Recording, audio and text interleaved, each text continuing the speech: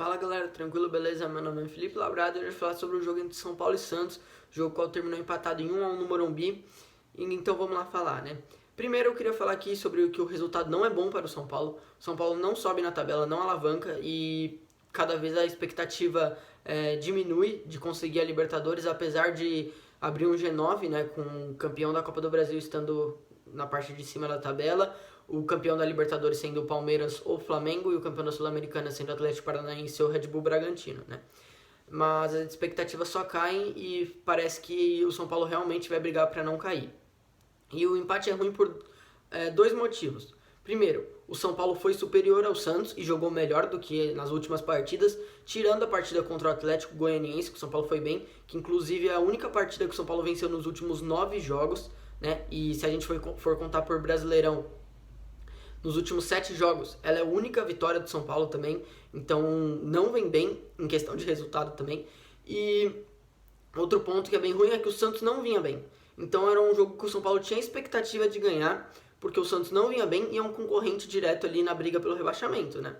Então é muito ruim esse empate para o São Paulo. Para o Santos é um empate bom, porque o Santos não tinha marcado gols com o Carille ainda, estava jogando fora de casa e ainda tinha voltado o público no Morumbi, né? Então é um fator ali a mais a favor do São Paulo, né? Bom, a primeira coisa que eu vou falar aqui é sobre a escalação do São Paulo, né? O São Paulo vem diferente, vem num 4-2-3-1, e daí eu já vou pontuar algumas coisas aqui. O São Paulo vem com o Volpi no gol, que inclusive é importante ali no final, né? Numa bola defendida, num chute do Felipe Jonathan. O Volpi vem sendo importante nos últimos jogos para o São Paulo, né? Graças a ele o São Paulo conseguiu empatar com o América Mineiro e com o Atlético Mineiro. E agora vamos lá pro resto. O Igor Gomes na direita, ele sendo improvisado pela falta do Igor Vinícius, do Orejuela e do Galeano, que não é lateral, mas estava jogando ali como lateral ou ala, dependia da formação que o São Paulo jogava, né? Pela lesão do Igor Vinícius e do Orejuela. O Igor Gomes, ele não chega tão à frente, às vezes abre o espaço ali no corredor, ele não atacava, ele tinha essa dificuldade, até acho que pela preocupação defensiva em tomar contra-ataque, mas ele não teve tanto trabalho. O lado que o Santos contra-atacava o São Paulo era pelo lado do Wellington, onde o Marinho jogava. O Santos tentava contra-atacar sempre por ali com o Marinho, que é o jogador de velocidade do Santos, é um dos melhores jogadores do time, apesar de não viver uma boa fase, né? E tentava sempre por ali. No segundo tempo até entra o Lucas Braga, daí eu acreditava que poderia levar um pouco mais de perigo pro Igor Gomes, mas levou só uma vez, mas o São Paulo conseguiu recuperar a bola e não foi nada que fizesse a atuação dele ser prejudicada, né? Outra coisa que precisa pontuar no Igor Gomes aqui é que ele não ajudava tanto na construção. A bola chegava nele, ele voltava muitas vezes para trás e com lentidão, ele demorava para pensar no que ele ia fazer.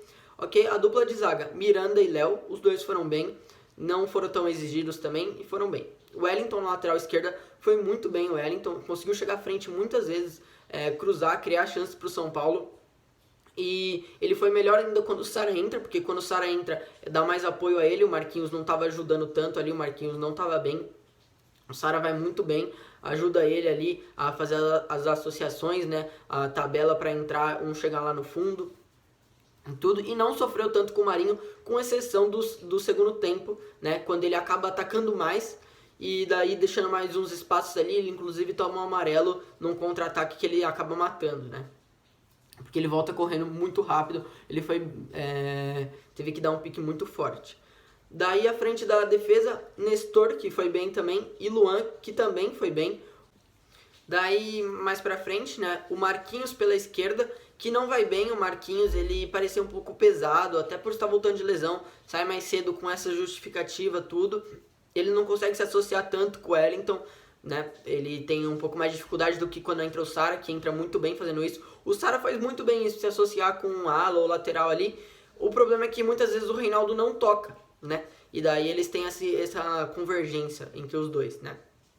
Daí mais à frente, como um meio armador ali, que às vezes entrar e fazer um papel de um segundo atacante, é o Luciano, que ele ajudava bastante ali a associar os setores, né, a distribuir a bola, voltava bastante o Luciano.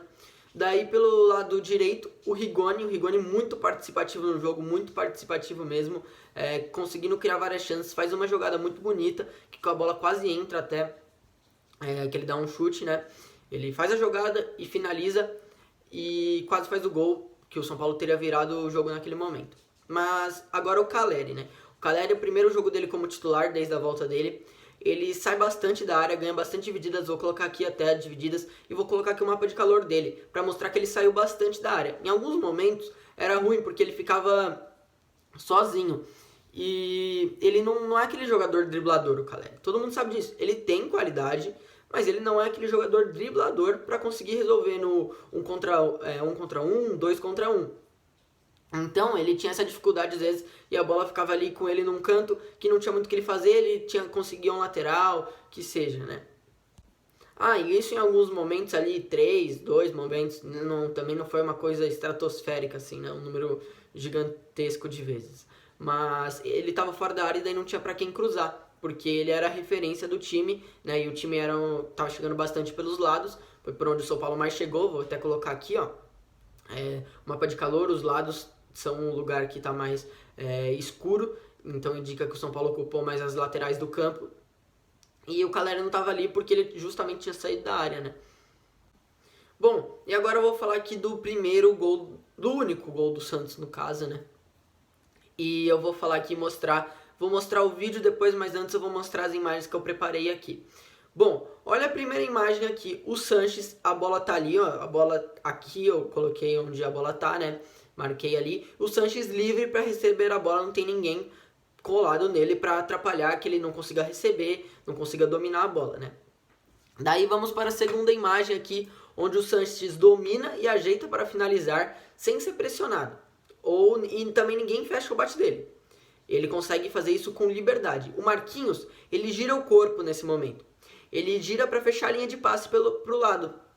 E não tira o chute do Sanches. Ele consegue chutar essa bola. E olha aqui, somente depois que o chute já saiu, aqui como está na terceira imagem, o Marquinhos sobe no Sanches. Quando o Sanches já está para finalizar, né? Quando já foi tudo que tinha que ter sido evitado antes, o que tinha que ter sido feito antes, o Marquinhos faz. E eu vou pôr o gol, mas tem um dado que o SofaScore trouxe, que o São Paulo é o time que mais sofreu gols de fora da área, né, no Campeonato Brasileiro, foram 6. Isso não passa só também pela má fase do Volpi, isso passa pelo time sofrer com isso, dos jogadores às vezes deixarem chutar. E essa daí é um exemplo disso. O Volpi não tem culpa nenhuma, inclusive a bola até pega na trave, né? E o Volpi não tem culpa nenhuma, e a culpa é dos jogadores que deixaram ele chutar, né? Podia bater no gol, toca pro Sanches, ele arremata bem, colocou, gol plate, contrato renovado com o Peixe até 2023, Sanches colocou, ela dá um beijo na... Bom, o gol ali foi aos 6 minutos, 5 minutos por aí de jogo.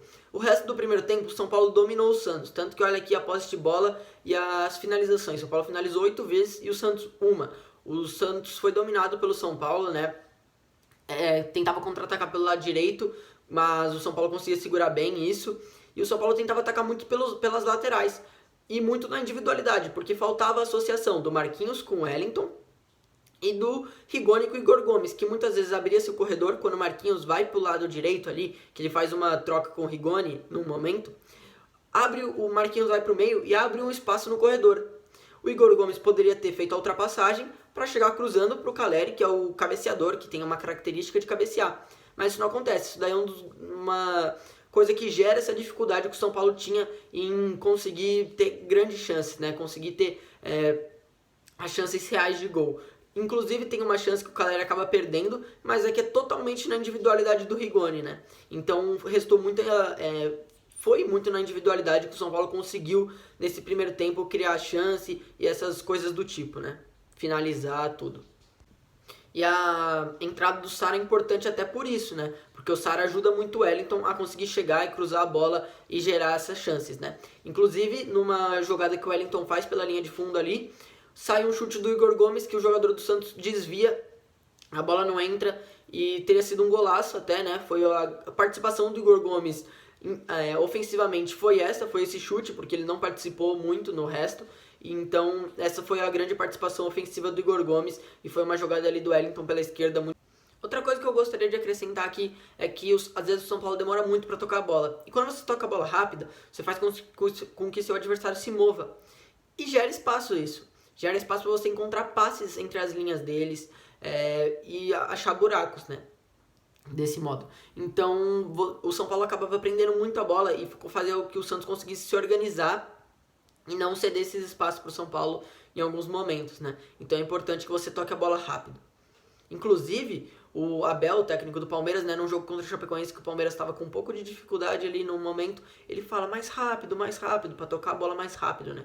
Tem esse exemplo aí até dele falando para os jogadores irem mais rápido. Bom, e eu já falei, mas vou falar de novo aqui do modo que o Santos atacava, né? O Santos tentava roubar a bola do São Paulo, quando o São Paulo estava no terço final ali, porque o Santos marcava num bloco mais baixo, e o Santos tentava sair em contra-ataque, principalmente pelo lado do Marinho. No segundo tempo, o São Paulo fica mais exposto pelo lado do Wellington, pelo Wellington tá conseguindo atacar mais, tendo mais liberdade ali. Inclusive é um problema do Santos ali, né, que o Sara consegue infiltrar muitas vezes e fazer as tabelas com o Wellington. Né, ali um problema na linha defensiva do Santos, que o jogador de São Paulo conseguia sair sozinho pelo fundo, muitas vezes. E o Santos consegue contra-atacar por ali. No primeiro tempo a mesma coisa, e foi assim que o Santos atacou o São Paulo, né? Bom, agora eu queria falar aqui da ineficiência da bola aérea do São Paulo, né? Nos últimos jogos o São Paulo vem cruzando bastante, como já era... O time sempre cruzou bastante, né? Mas não vem conseguindo marcar os gols de cabeça. Agora tem um cabeceador no time, no último jogo cruzou bastante, mas ele não conseguiu ter nenhuma boa chance de cabeça, né? Mas o time vem cruzando bastante e não vem saindo gols desses cruzamentos, né? Eu vou até trazer o dado aqui, ó. Contra o Santos foram 35 cruzamentos, contra a Chapecoense 29, contra o Atlético Mineiro 12, contra o América Mineiro 25, contra o Atlético Goianiense 25. E o último jogo que saiu um gol de cabeça foi contra o Atlético Goianiense. Nos últimos 5 jogos, né? Saiu só um contra o Atlético Goianiense. Foram dados 126 cruzamentos e saiu apenas um gol. Não é normal esse número de cruzamentos tão alto e tão poucos gols de cabeça, né? Daí a gente pode falar aqui do escanteio. A última vez que o São Paulo marcou um gol de escanteio, um gol que é proveniente de um cruzamento no escanteio, foi no jogo no 5-1 que o São Paulo levou do Flamengo, que o Arboleda faz o gol de cabeça com o cruzamento do Nestor. Esse jogo foi no dia 25/7. Nós já estamos em outubro. Certo? Então faz muito tempo e essa bola aérea do São Paulo vem faltando uma jogada no escanteio. O São Paulo sempre acaba que só manda a bola na área nos escanteios, né? E não faz uma jogada como já teve outras vezes. Tudo tá faltando isso ali na bola aérea para acabar confundindo o seu adversário. E por que é tão importante, boa e é uma solução a jogada ensaiada, né? Porque a jogada ensaiada você vai fazer algo que o seu adversário não sabe. Então não tem como ele reagir a isso. A bola parada, jogar na bola parada, você vai ter treinado a semana inteira, então seu time já sabe bem as funções de cada jogador naquele momento e os posicionamentos deles, são tudo coordenados. E os jogadores já tem tudo pré-definido na cabeça deles. O seu adversário não sabe o que você vai fazer, ele não sabe nem que você vai fazer uma jogada ensaiada às vezes, a não ser que você dê sinais que vai fazer uma jogada ensaiada. Então... aí você pega ele desprevenido e ele não sabe como reagir a isso e marcar, e você acaba por ter mais chances até de fazer o gol, por isso, porque ele não vai conseguir ocupar certo espaço, tudo, ele vai estar desorganizado nesse momento, enquanto você já sabe o que você está fazendo, porque você também previa o que ele ia fazer, né? Você sabia o que ele ia fazer, porque ele não saberia o que fazer neste momento, né? E para lembrar, a bola parada ganha jogos. A bola parada é importante. Por exemplo, ano passado contra o Sport, um jogo que tendia a ser fácil para o São Paulo, que vinha embalado, vinha na liderança, o São Paulo ganhou com o gol do Luciano na bola parada, numa jogada ensaiada. Então, a bola parada é bem importante. Ali eu tinha falado do primeiro tempo, né? Como o São Paulo chegava, mas o São Paulo continua chegando mais pelos lados no segundo tempo, né? Como eu já disse, já repeti, vou repetir de novo, pelo lado esquerdo com Wellington e Sara, pelo lado direito o Rigoni, porque o Igor Gomes não se associava tanto ali, não dava tanto apoio para o Rigoni conseguir chegar, fazer uma tabela ali com ele e conseguir um cruzamento, né, para o Caleri. Mas é isso, valeu, falou e até mais.